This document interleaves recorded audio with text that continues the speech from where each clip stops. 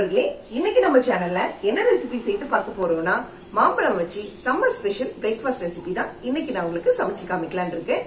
அதுதான் மாம்பழ பூரி.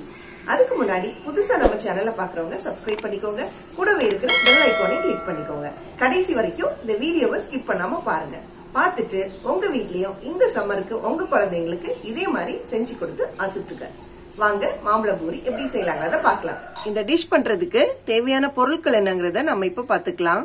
கோதுமை மாவு 1.5 கப், மைதா 1/2 கப், நல்லா பேஸ்ட் பண்ணி அரைச்சு வச்சிருக்க மாம்பழம் 3/4 கப். இப்போ மாம்பழ பூரி பண்றதுக்காக ஒரு பவுல் எடுத்துக்கலாம். இந்த பவுல்ல நம்ம எடுத்து வச்சிருக்க 1.5 கப் அளவுல கோதுமை மாவை ஆட் பண்ணிக்கலாம்.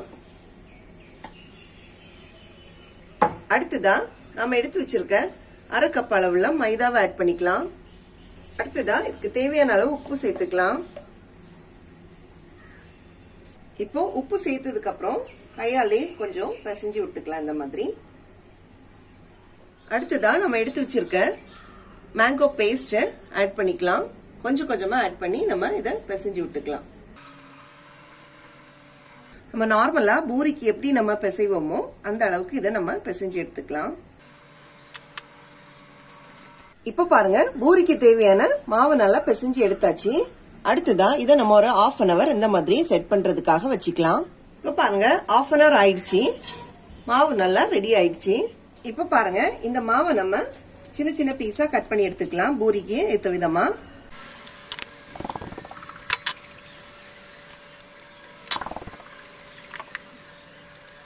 இப்ப பாருங்க, எல்லாத்தையும் இந்த மாதிரி செப்பரேட்டா பண்ணியிருக்கோம். அடுத்ததா இதை உருட்டி எடுத்துக்கலாம்.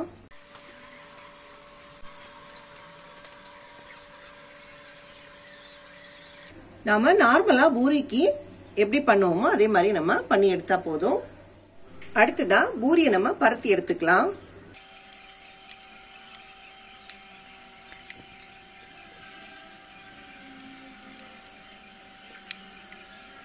பாருங்க, இந்த மாதிரி எல்லா பூரியும் பரத்தி எடுத்துக்கலாம்.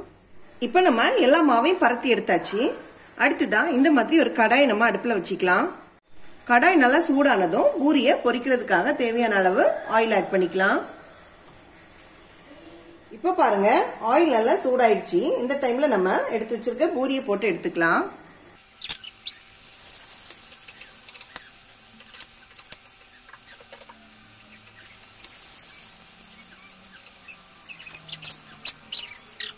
இப்போ ரொம்பவே டெலிஷியஸான மாம்பழ பூரி சாப்பிட்றதுக்கு ரெடியா இருக்கு.